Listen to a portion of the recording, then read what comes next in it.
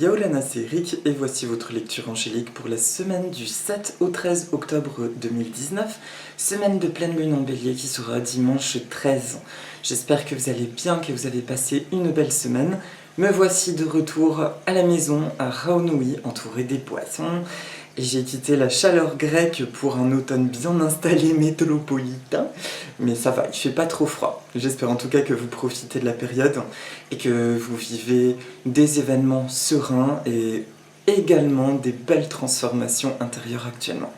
Alors cette semaine, je vais travailler... Ah oui, avant que j'oublie, pour ceux qui m'ont demandé des nouvelles des chatons, ils sont entre de très bonnes mains. J'ai eu des nouvelles de ma voisine qui vient les nourrir, qui vient leur faire des papouilles et tout baigne. Donc je suis vraiment soulagée et content. Et j'ai retrouvé le petit chat dont je m'occupe ici et ma famille animale. Les rats aussi ont la patate, c'est la grande fête. Et j'en profite pour remercier mes amis qui s'en sont occupés pendant mon absence. Alors cette semaine, je vais travailler avec deux oracles qui sont pour les 3 temps de la semaine. Un de mes amours, le Aloha de Jeanne Ruland, à la source du chamanisme hawaïen. Et pour la carte de la semaine, l'oracle des anges, déesses et dieux de Tony Carmine Salerno. Et pour la méditation, je vous parlerai du dahlia qui est en pleine floraison dans mon jardin et qui avait envie de partager un message, particulièrement sa couleur. Donc c'est toujours intéressant de faire des recherches sur la symbolique des plantes parce que je ne connaissais pas trop sa signification. Je me suis connectée à mon ressenti et j'ai fait une recherche pour pouvoir vous en parler. Alors c'est parti. Je tire les cartes, je demande à toutes les sources d'amour et de lumière de l'univers. Merci de m'envoyer un message clair pour le début de semaine prochaine, pour lundi et mardi.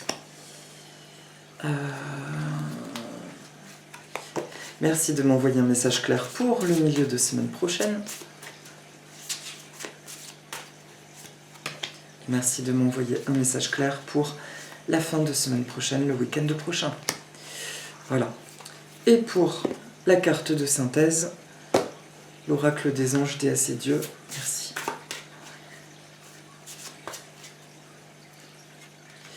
Ok. Alors, je pressentais le truc. J'ai à peine regardé ce que cette lune vient nous apporter. Vous savez, pour ceux qui me suivaient depuis longtemps, que je ne suis pas astrologue, que je n'ai pas de notion là-dedans, et que je m'en réfère à des personnes en qui je crois et qui me vibrent, particulièrement mon amie Bérangère Tapsikarma. Le titre de sa pleine lune, elle en parlera très bien dans une vidéo, les relations, franchise, échange et spontanéité. Ça vient nous parler d'un nouveau positionnement, de voir dans quelle mesure il y a encore de l'ego dans nos relations, dans quelle mesure nous sommes en justesse avec nous, et où est-ce qu'il y a encore des impacts de mémoire par rapport à ça. Il y a une réelle nécessité de franchise, de mettre les pieds dans le plat, de dire ce que nous pensons, ce que nous ressentons et ce que nous voulons. Voilà, apparemment autour de la lune. Mais ça, c'est bien léger ce que je viens de vous dire. J'ai hâte d'entendre ce que Bérangère nous dira.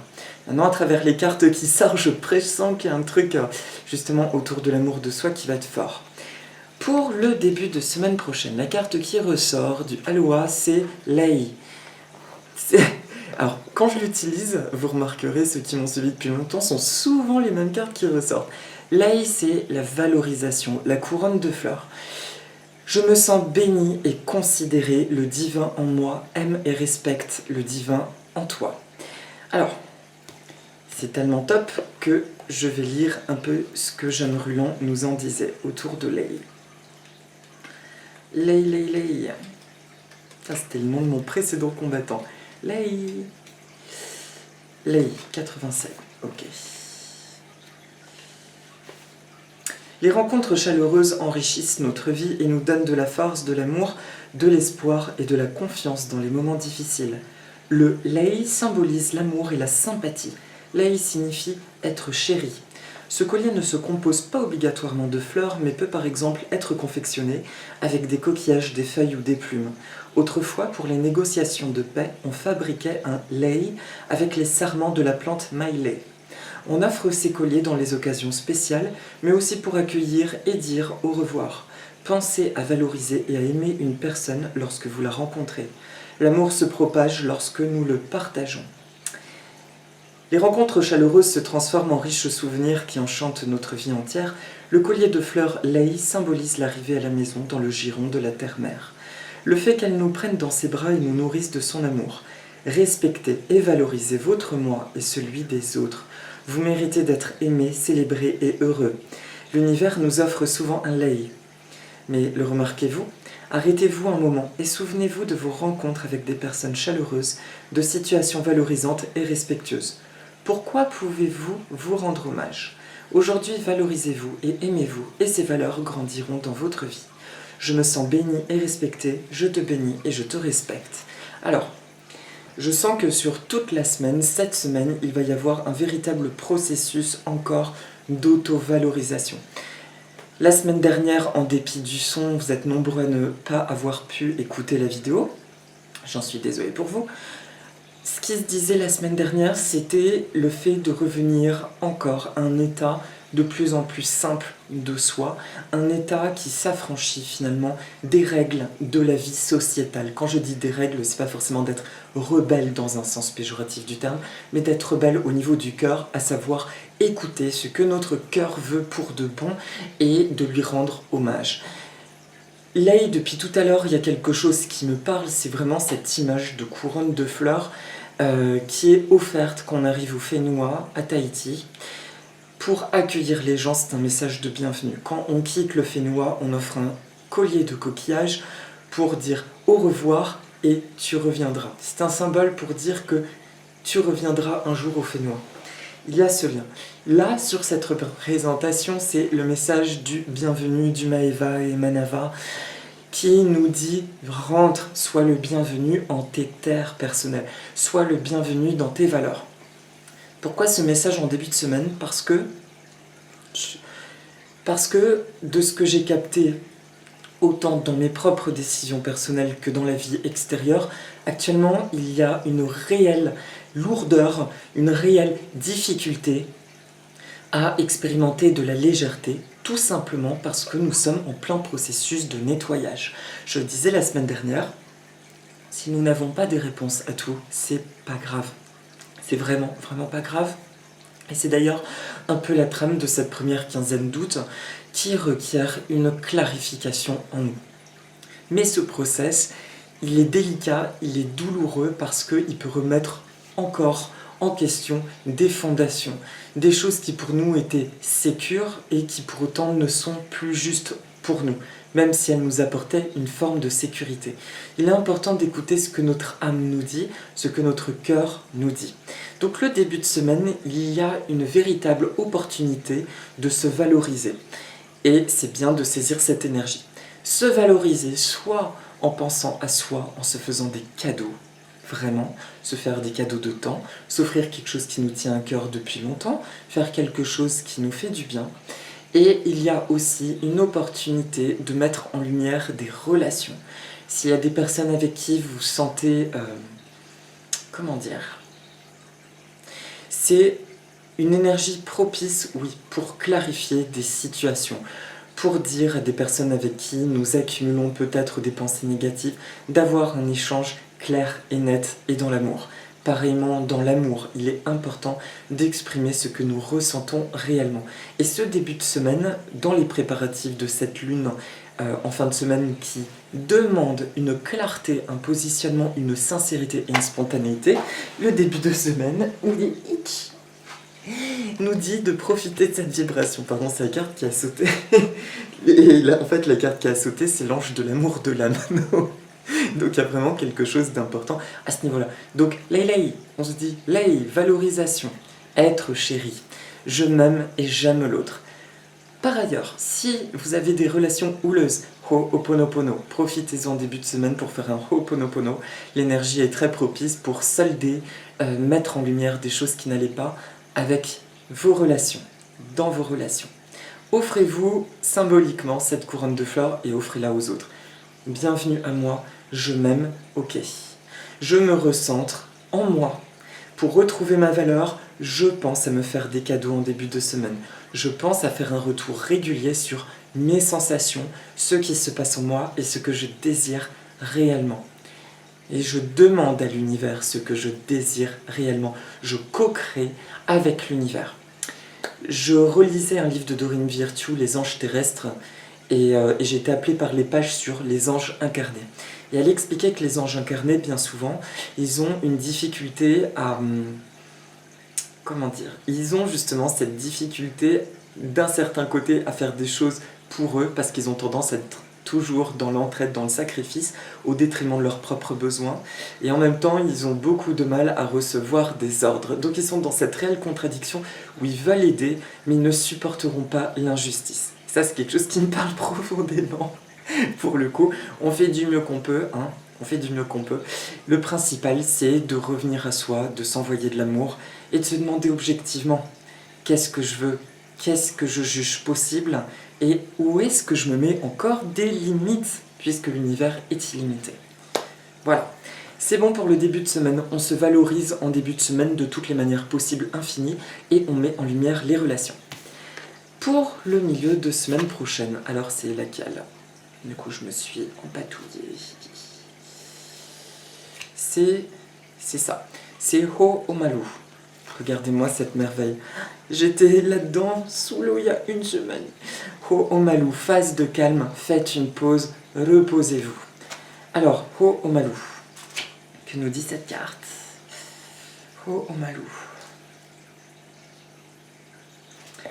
Alors.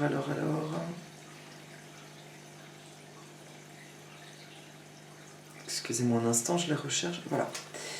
Alors. Si Ho Omalu vient à vous, vous êtes appelé à vous retirer de la situation, à chercher le calme et à attendre.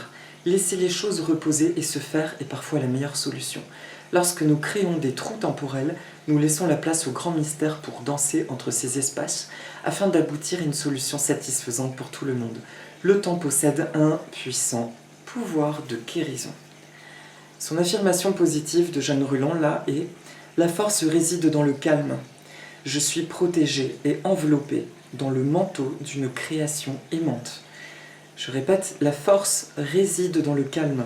Je suis protégée et enveloppée dans le manteau d'une création aimante. Voilà. Pour le milieu de semaine prochaine, il n'y a pas grand-chose à dire. C'est par rapport au nettoyage du début de semaine prochaine. Pause. On se lâche la grappe. On prend un temps de respiration, on essaye du mieux possible dans notre quotidien par rapport à nos vacations d'installer un moment à nous de silence. Et là, je ressens l'importance d'une cassure. Faites quelque chose que vous ne vous autorisez pas à faire ces derniers temps quand vous expérimentez de l'agitation ou plein de choses à faire. De quoi s'agit-il? Prendre un livre et vous poser 1 heure avec une couette sur vous, regarder un film, autorisez-vous ce moment. Personnellement, c'est regarder un film, ça fait des mois que je n'ai pas regardé un seul film et ça fait des mois que je me dis il faut que je me pose à regarder un film. Donc je pense que c'est ça que je vais essayer de faire parce que j'arrive à lire et faire plein de trucs, mais non, j'aimerais bien rentrer dans l'imaginaire visuel. Donc je vais me créer ça cette semaine. Et vous, qu'allez-vous vous créer? Milieu de semaine prochaine, vous comprenez, par rapport à des situations qui sont en attente, des choses qui seraient peut-être encore dans le flou, qui nécessitent une décision de votre part, pour laquelle vous clarifiez les choses en début de semaine, mais où c'est pas complètement peut-être limpide, milieu de semaine s'il vous plaît, faites une pause, reposez-vous et surtout déconnectez comme si les choses qui vous préoccupent ces derniers temps n'existaient pas. Ok? On fait un break. Il n'y a rien de plus à dire pour ça. Merci Ho Omalu. Et le week-end prochain, on change d'énergie. C'est Ku. Ku, c'est le moi inférieur. Là, on passe de l'eau au feu. Fiez-vous à votre voix intérieure, guettez signaux, signes et intuitions. Demandez à Ku de vous aider à agir au mieux. Là, cette carte, alors pareil, je veux voir Ku. Qui est Ku? Ku. Où es-tu, Ku? Le moi inférieur, pourtant c'est sur la fin. Ding, ding, ding, ding. Je vais vous dire tout de suite, là j'ai ressenti des trucs, mais je voudrais savoir en fait la signification du mot Ku. Parce que Ku, coup, c'est pas forcément le moi inférieur. Il interdite. Il jardin. Allez, s'il te plaît. Où es-tu?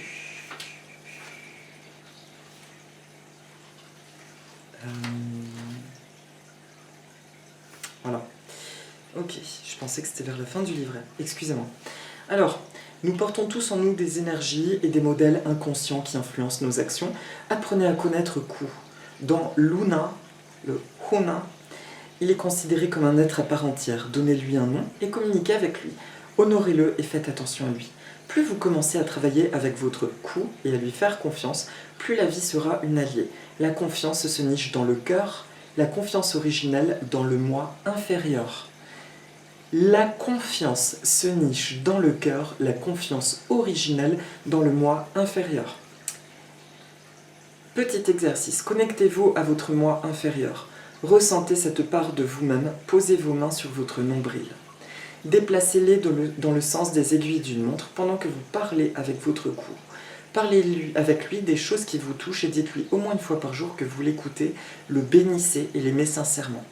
Mon cher Ku, et vous pouvez lui donner un nom, je t'aime, pardonne-moi toutes les erreurs que j'ai faites depuis la nuit des temps, en pensée, en parole et en action. En tant qu'ami, et vous dites votre nom, je te pardonne aujourd'hui toutes tes peurs, tes sentiments de culpabilité et tes pensées hostiles. Viens vers moi, laisse l'amour et le flot d'or de la bénédiction circuler entre nous, relie-nous au moi supérieur, Aumakua. Il est bon qu'il soit près de nous et forme avec nous une trinité aimante. Laisse mon amour te pénétrer, à partir de nous, toucher Aumakua, et à partir de nous, toucher Aumakua. Puisse le Tout-Puissant Créateur de tous les êtres nous embrasser dans son amour divin. Affirmation, je t'aime, te prends en compte et te bénis. Tu me guides dans toutes choses, au bon endroit, au bon moment, et me pousses à agir au mieux, merci. Si vous voulez, le Ku en moi inférieur, ce serait plutôt associé aux 3 chakras inférieurs, l'enracinement, la créativité et la joie de vivre, la force vitale. Voilà, ce serait plutôt associé à ça. Là, il y a donc l'énergie du feu purificateur. Vous voyez qu'en début de semaine, on nous demande de faire la paix avec notre cœur, de revenir à quelque chose de plus doux, de nous créer un temps de silence pour laisser les choses se poser. Et en fin de semaine, de revenir à une énergie beaucoup plus concrète, qu'est-ce que j'ai à faire, et de faire la paix justement entre ce qui se passe là-haut, le mental, les interrogations, mais aussi le cœur, avec ce qui se passe au niveau du Ku, qui lui va être le siège de l'ancrage et le siège de beaucoup de peurs, peut-être en lien avec tout ce qui est terrestre, que ce soit la sexualité ou le rapport à l'abondance, la matérialité. Donc la fin de semaine prochaine, il y a une union nécessaire, une union nouvelle, on va dire, entre une nouvelle forme d'ancrage dans la matière présente avec nos idées et nos ressentis de cœur. Il y a cette union des deux pour nous aider, au terme de cette lune, à trouver et créer des nouvelles solutions. Mais il est important, je ressens, de chercher cet équilibre entre le haut et le bas, entre le cœur et l'ancrage. Quand je parle d'ancrage, c'est d'être dans la présence de la Terre, dans la présence de ce qu'il se passe autour de nous. D'accord ? Il ne s'agit pas de se forcer à faire quelque chose qui ne nous plaît pas, mais d'être dans la présence et de se demander qu'est-ce que j'ai envie de faire en tant qu'être humain, et pas seulement en être spirituel. On revient à ça, une nouvelle union en soi. On en parlait déjà la semaine dernière. Je sens que cette pleine lune, elle vient consolider ceci. Et il y a une phrase, c'est marrant parce que il y a un truc de Bérangère qui m'a parlé. Les peurs peuvent... Alors, dans cette pleine lune, Neptune est conjoint en Poisson à la lune noire. Les peurs peuvent encore être présentes, mais l'intuition peut aussi se développer, ainsi que la reconnexion au savoir passé. On peut être amené à comprendre d'un coup les choses et les voir avec plus de distance, et enfin, de les traiter comme il faut. Voilà. Cette semaine va nous permettre cette mise en distance, et du coup de revenir à nous de manière nouvelle et de prendre des bonnes décisions, de faire des choix ancrés et aimés. Cœur, ancrage, cœur, matière. Plaisir de l'incarnation et relations purifiées, puisque comme vous le voyez, le feu sur cette carte, il y a une notion de feu purificateur qui vient, j'entends, sceller ou séparer des relations, tout en justesse. C'est encore une phase de réharmonisation, d'accord ? Pour ceux qui suivent aussi la page Translate, dont je partage sur Facebook des articles de Nikki Hamid, Kate Spreckley, et j'en passe, Sandra Walter, on est vraiment, ce mois de septembre fut un mois comme ascensionnel, et il est normal de ne perdre des repères. Il est normal, humain, d'avoir des nouvelles peurs qui remontent, et qui par la même occasion font remonter des peurs anciennes, avec des bagages aussi d'outils sacrés. Donc on est en train de récolter tout plein de choses. C'est comme s'il y a une tempête là à l'intérieur et qu'au vol, on nous demande de récupérer aussi nos attributs, ce qui était positif pour nous, tout en laissant circuler dans ce tourbillon les mémoires négatives. Et c'est normal que ce soit Shaitan, parce que du coup, en faisant partir des mémoires négatives, il y a des a priori, des jugements sur des choses qui sont en train de se dissoudre aussi.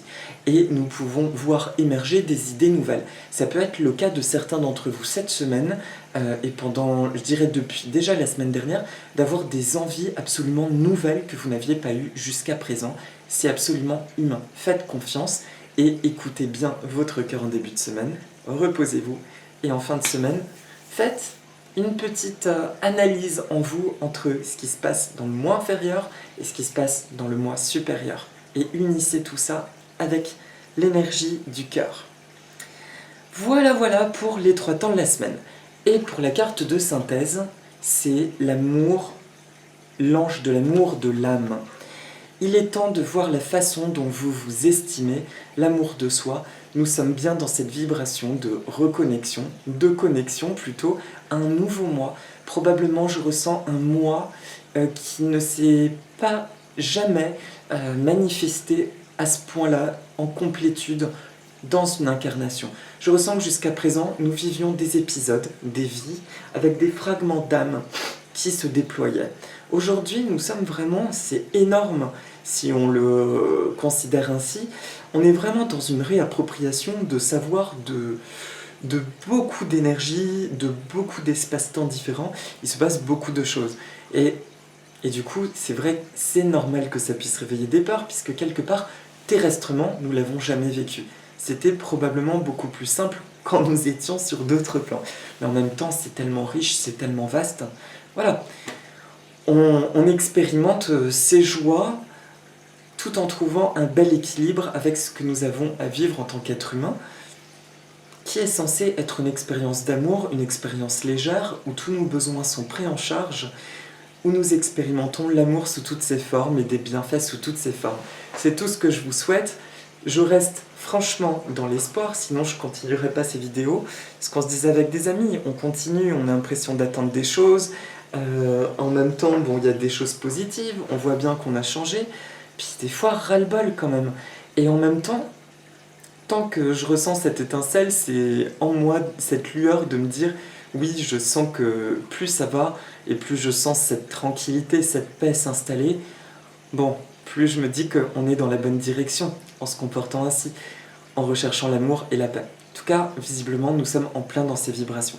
Donc je nous le souhaite à nous tous de vivre de plus en plus d'épanouissement, de matérialiser des choses qui nous plaisent, d'expérimenter une belle abondance, d'exercer du mieux possible un travail qui nous fasse vibrer, d'avoir un bon ikigai qui est cette joie de vivre quand nous nous réveillons le matin. Bref, tout ça. Voilà pour la synthèse de la semaine. Bon, je vais quand même vous dire ce que dit Tony Carmine Salerno. Alors, il écrit merveilleusement bien, et puis c'est bien traduit aussi. Le monde autour de vous est le simple reflet de votre monde intérieur, de vos convictions et de vos sentiments. Commencez à avoir des pensées d'affection et d'amour pour vous-même. Vous êtes parfait tel que vous êtes. Il n'est pas nécessaire de changer quoi que ce soit, sauf les perceptions que vous avez de vous-même. Affirmez plusieurs fois par jour « Je suis amour, je suis lumière ». Je me respecte et je respecte ce que je pense, ce que je dis et ce que je fais. Plus je m'aime et je me respecte, plus les gens autour de moi m'aimeront et me respecteront. Soyez convaincus que vous êtes digne d'être aimé. En clair, vous êtes un être merveilleux, plein de lumière et d'amour. Vous êtes étreint à jamais par l'âme de la création aimé et estimé plus que vous ne pouvez l'imaginer. Voilà, vous êtes aimé et estimé plus que vous ne pouvez l'imaginer. Alors, ça me permet d'embrayer sur la méditation. Donc au revoir ceux qui ont terminé pour la guidance, c'est terminé. Pour la méditation, je vous propose de respirer 2-3 fois, de poser votre main sur votre cœur, de visualiser une aura rose et orangée autour de votre cœur.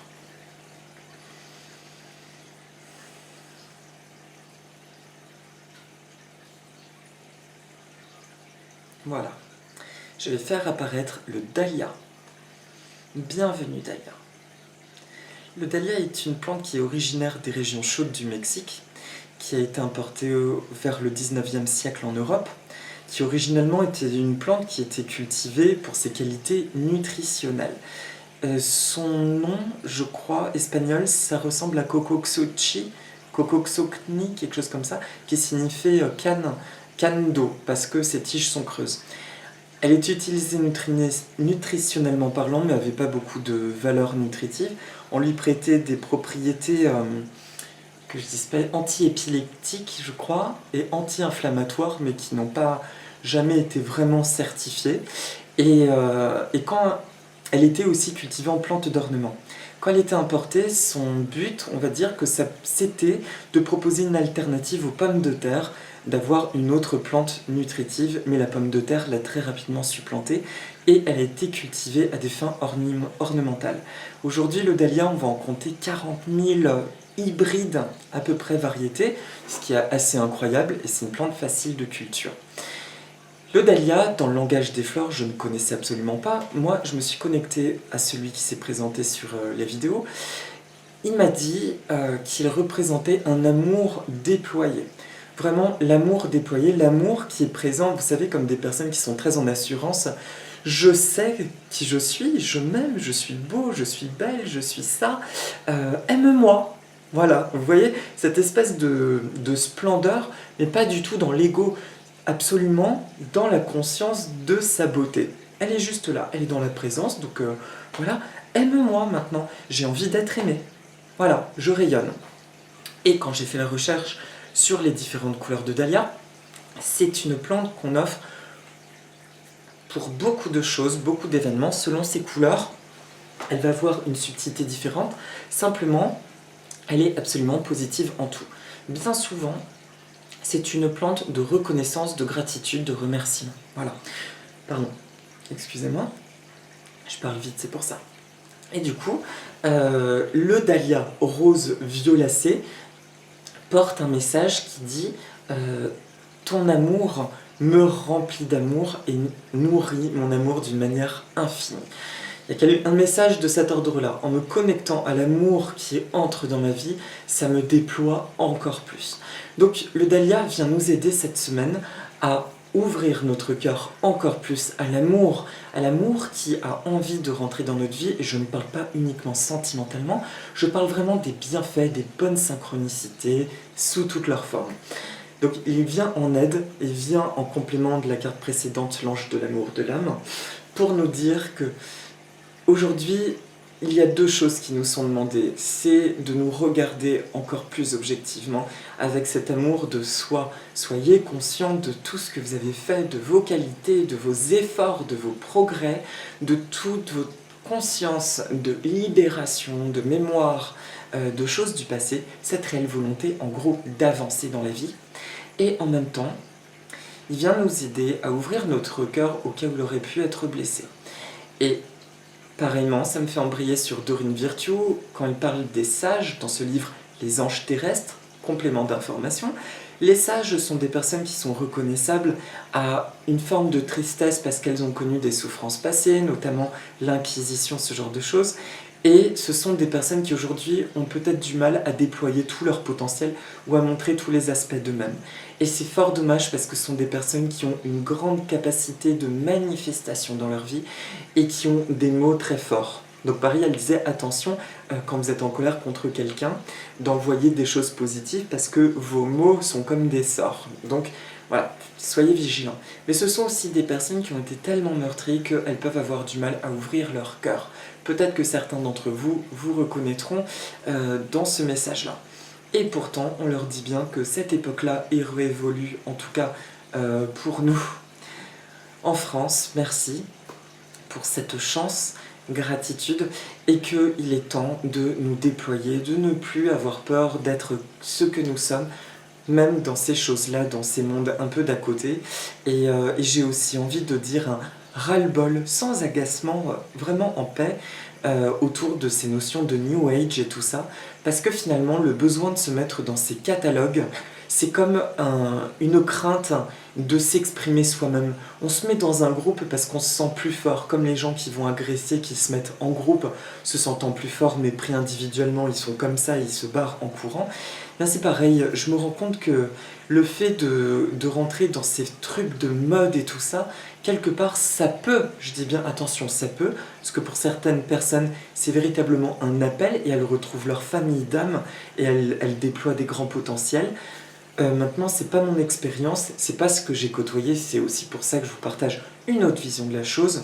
Je me dis attention à ces phénomènes de mode autour de la spiritualité, parce qu'à un moment donné, je le répète, je suis convaincu que la spiritualité de l'Antiquité, et je le répète, et je le répéterai autant que je sentirai ça nécessaire, c'était une spiritualité basée juste sur un art de vivre. Nous étions, c'est marrant, tiens, nous étions des êtres humains ancrés avec des pratiques absolument concrètes du quotidien, mais avec un regard sur la vie, un regard qui dépassait les apparences, voilà, avec peut-être des savoirs mystiques, bien entendu, mais qui faisaient partie de ce quotidien. Et non une espèce d'univers qu'on a besoin de se créer dans ce petit monde intérieur comme refuge où on ne va pas se sentir compris, etc. Non, non, non. Non, non, jadis, dans beaucoup de grandes civilisations, il était expliqué que c'était un art d'être, un art de partage. Et là, c'est ce qu'on nous demande d'être, un art de partage. Sois juste toi, et le monde vibrera à l'unisson de qui tu es, sans tabou, sans gêne, sans fermeture du cœur, dans le partage et l'amour d'une manière absolument simple. Voilà.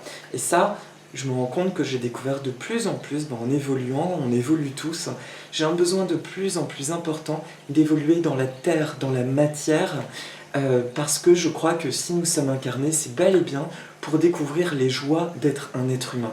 Et que toutes ces choses-là viennent simplement, et c'est déjà énorme, dans simplement nous aider à vivre l'expérience de la manière la plus belle possible. Donc voilà, merci Dalia de nous rappeler ce message actuellement, que c'est très important d'avoir conscience de qui nous sommes. Voilà. J'ai bossé dessus, hein. Encore, on va tous bosser dessus à notre manière. Et en même temps, merci d'ouvrir mon cœur, de reconnaître que, bah oui, je mérite là d'attirer des bienfaits et de l'amour sous toutes ses formes, et que je suis peut-être bien plus aimé que ce que je ne peux ressentir. Vous voyez, c'est ça le message. Merci Dalia, et je vous propose donc la méditation. Et vous remarquerez qu'il y a beaucoup plus de place dans l'aquarium. J'ai fait un grand nettoyage, beaucoup de jardinage pour que les titis aient plus de place pour nager cette semaine. Et j'ai senti en faisant cette place que c'était aussi comme une manière de faire plus de place dans mon cœur, à faire rentrer ces choses-là positives. Donc, je vous partage ça. Retoucher notre espace physique, la maison, ça peut libérer beaucoup de choses aussi. Pensez-y, au feng shui et ce genre de choses. Alors, main sur le cœur.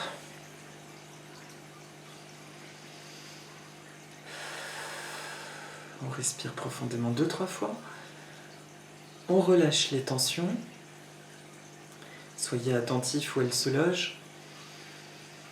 Et là, je vais vous demander de penser à 1 ou 2 ou 3 situations qui actuellement vous posent problème et sont lourdes.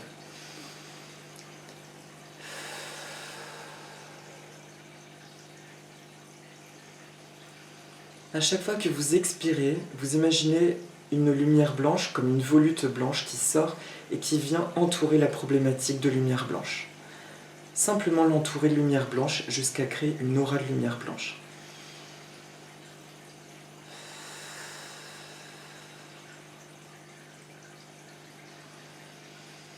Fais ça 2-3 fois.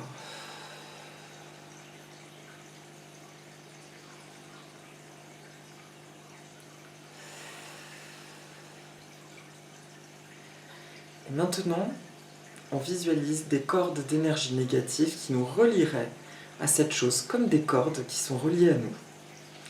Et avec une main, vous allez visualiser votre épée de lumière. Vous pouvez demander votre épée de lumière, ou imaginer une épée de lumière, ou encore demander à l'archange Michael, pour ceux qui travaillent avec les archanges, les anges.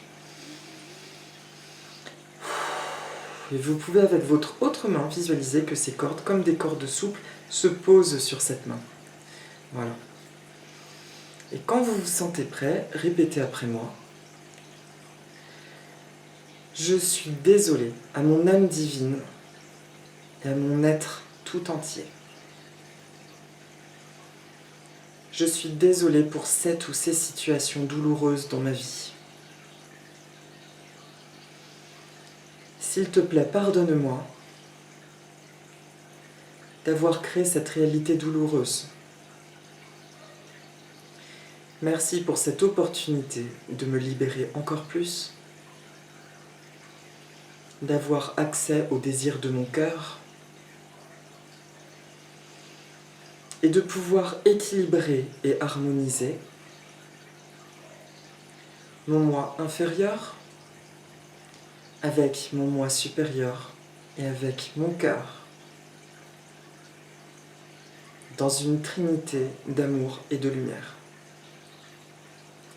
Merci pour cette magnifique transmutation, transformation intérieure et extérieure dans ma vie.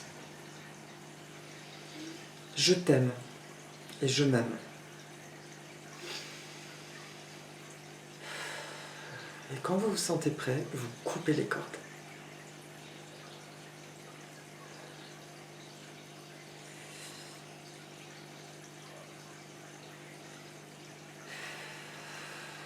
Et on relâche.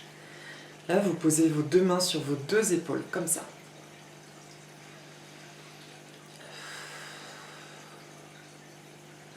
Je m'envoie de l'amour. J'accueille ces changements dans la bienveillance de mon cœur. Même si les choses semblent floues, je suis centré dans ma lumière intérieure. Il existe un endroit d'amour, de paix, de tranquillité intérieure en moi qui demeure stable et profondément enraciné. Je suis bien dans cet espace et je pense à y retourner. Dès que possible, on remet la main sur le cœur. On met l'index sur le troisième œil. Il est bon pour moi de voir ce qui est juste pour moi et ce que j'ai envie de faire depuis l'énergie du cœur. Il est facile pour moi de poser des actions claires en lien avec ces désirs du cœur. Je me laisse aller au plaisir de la vie. J'ouvre mon cœur à la vie. Et avant toute chose, je m'ouvre le cœur à moi-même. Je m'aime, je m'aime, je m'aime. Merci. Merci à l'énergie du Dahlia. Merci à mon âme divine. Merci à vous. Merci à l'amour qui circule en moi et tout autour de moi. Voilà. On peut prendre une profonde inspiration et une fois qu'on a coupé les cordes avec la situation, on imagine qu'elle s'envole dans un puits de lumière. Elle est remise entre les mains des sources d'amour et de lumière de l'univers, Dieu, déesse, les anges. Et on continue d'avancer. Voilà. Je vous souhaite une très belle semaine de pleine lune. Puisse-t-elle être fructueuse pour vous. Puisse-t-elle vous faire vivre, expérimenter de la paix, de la tranquillité et vous faire prendre les meilleures décisions pour vous et tous ceux qui vous entourent. Voilà, pour le plus grand bien de tous. Merci pour votre douce présence, je vous embrasse fort et je vous dis à la semaine prochaine. Nana Aloha, Efraristopoli, Yassas.